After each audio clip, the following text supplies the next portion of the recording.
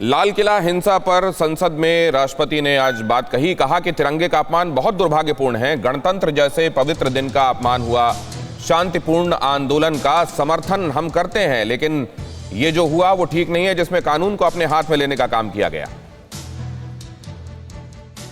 की मर्यादा को सर्वोपरि रखने वाली मेरी सरकार इन कानूनों के संदर्भ में पैदा किए गए भ्रम को दूर करने का निरंतर प्रयास कर रही है। मेरी सरकार ने लोकतंत्र में अभिव्यक्ति की आज़ादी और शांतिपूर्ण आंदोलनों का हमेशा सम्मान किया है, लेकिन पिछले दिनों हुआ तिरंगे और गणतंत्र दिवस जैसे पवित्र दिन का अपमान बहुत दुर्भाग्यपूर्ण है। जो संविधान हमें अभिव्यक्ति की आज़ादी का अधिकार देता है, वही संविधान हमें सिखाता है कि कानून और नियम का भी उतनी ही गंभीरता से पालन करना चाहिए। अभिभाषण में गलवान हिंसा पर भी बोले राष्ट्रपति। बॉर्डर पर देश की ताकत को चुनौती दी गई। सेना ने षड्यंत्रों को मुंहतोड़ जवाब दिया। सीमा पर दुश्मन की हर हरकत को नाकाम किया गया।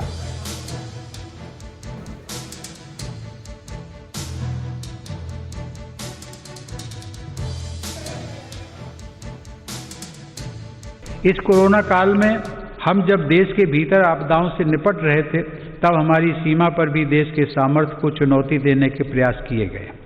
LAC पर द्विपक्षीय संबंधों और समझौताओं को दरकिनार करते हुए शांति भंग करने की कोशिश की गई, लेकिन हमारे सुरक्षा बलों ने न केवल पूरी सजगता, शक्ति और हौसले के साथ इन षड्यंत्रों का मुंह तोड़ जवाब दिया, बल्कि सीमा पर यथास्थिति बदलने के सभी प्रयासों को भी नाकाम किया।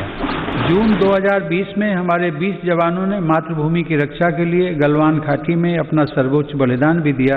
हर देशवासी इन शहीदों का कृतज्ञ है। मेरी सरकार देश के हितों की रक्षा के लिए पूरी तरह कटिबद्ध है और सतर्क भी है। LAC पर भारत की संप्रभुता की रक्षा के लिए अतिरिक्त सैन्य बलों की तैनाती भी की गई है। गलवान में 20 जवानों ने सर्वोच्च बलिदान दिया। LAC पर अतिरिक्त सैन्य जवानों की तैनाती की गई। मातृभूमि की रक्षा के लिए 20 जवानों ने शहादत दी। तो अभिभाषण में गलवान झड़प पर भी राष्ट्रपति बोले। बॉर्डर पर देश की ताकत को चुनौती दी गई तो जवाब दिया गया। 20 जवानों ने शहादत दी। और अब आपको बताते हैं राष्ट्रपति ने किसानों को लेकर क्या कहा है। तब हमारे सदस्यगण व्यापक विमर्श के बाद संसद ने 7 महीने पूर्व 3 महत्वपूर्ण कृषि सुधार, कृषक उपज व्यापार और कृषक संवर्धन और सरलीकरण विधेयक, कृषि सशक्तिकरण और संरक्षण, कीमत आश्वासन और कृषि सेवा करार विधेयक और आवश्यक वस्तु संशोधन विधेयक पारित किए हैं। इन कृषि सुधारों का सबसे बड़ा लाभ भी 10 करोड़ से अधिक छोटे किसानों को तुरंत मिलना शुरू हुआ। छोटे किसानों को होने वाले इन लाभों को समझते हुए ही अनेक राजनीतिक दलों ने समय समय पर इन सुधारों को अपना भरपूर समर्थन दिया था। देश में अलग अलग फोरम पर देश के हर क्षेत्र में 2 दशकों से जिन सुधारों की चर्चा चल रही थी और जो मांग हो रही थी, वह सदन में चर्चा के दौरान भी परिलक्षित हुई। वर्तमान में इन कानूनों का अमलीकरण देश की सर्वोच्च अदालत ने स्थगित किया हुआ है।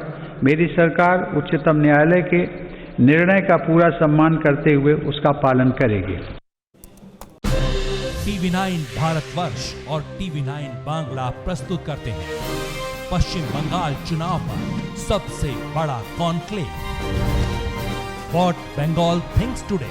देखिए 30 जनवरी दिन भर